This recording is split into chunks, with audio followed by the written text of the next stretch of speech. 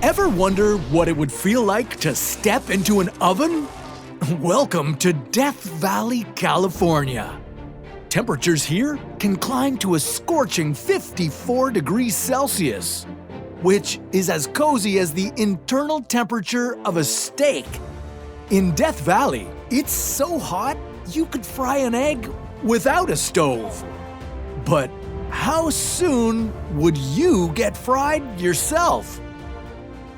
What would your days in the hottest place on the planet be like? What could you do to survive this intense heat? And what could happen to your body if you weren't careful? This is What If, and here's what would happen if you lived in the hottest place on Earth. It's so hot you can barely breathe. This national park that stretches across California and Nevada might as well be hell on Earth. Located 86 meters below sea level, it's the lowest point in North America. And the surrounding mountains trap the superheated air like an oven. For 5 months of the year, temperatures hover around 48 degrees. You'd think that life there would be unsustainable, but it turns out that Death Valley isn't always dead.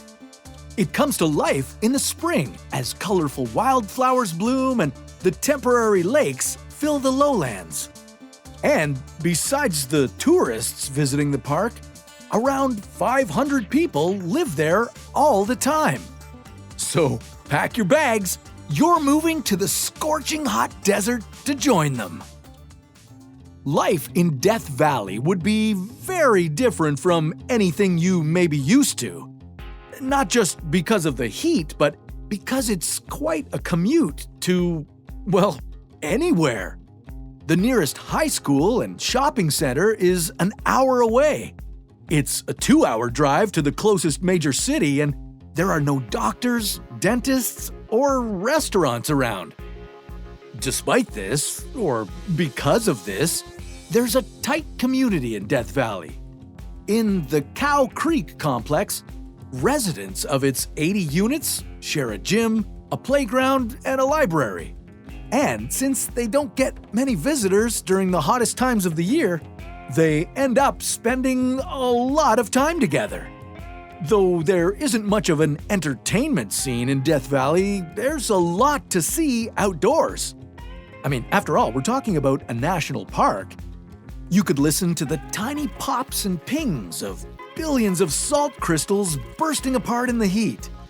Maybe enjoy the view of the colored hills thanks to the oxidation of natural metal deposits in the mountains.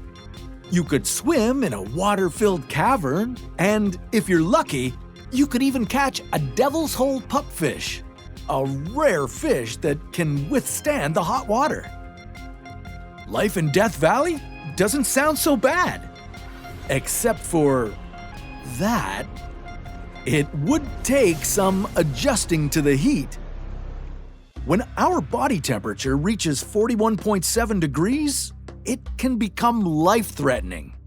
This is known as hyperthermia, and it can lead to deterioration of internal organs and eventually death.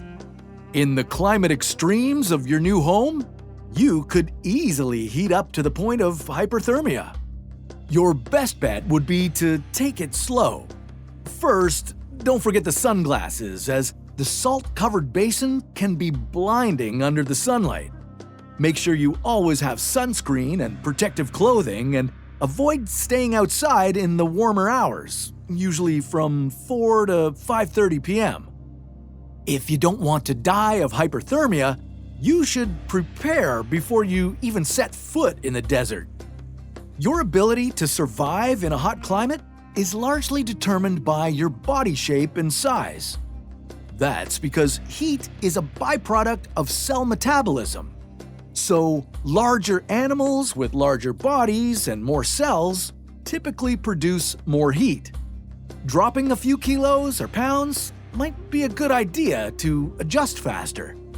Most people adapt to the heat after a few weeks, but it could take you a full year to get fully adjusted.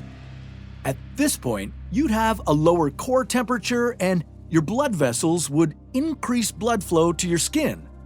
You'd also start sweating more. Not that this should be a problem. And once you start wearing a sweater at 27 degrees, you'd know you're officially acclimated. At least to the warm season. During the winter months, the maximum temperature is around 15 degrees Celsius during the day and as low as -1 degree during the night. Which makes me wonder, what would it be like to live in the coldest place on Earth? Well, that sounds like a story for another What If.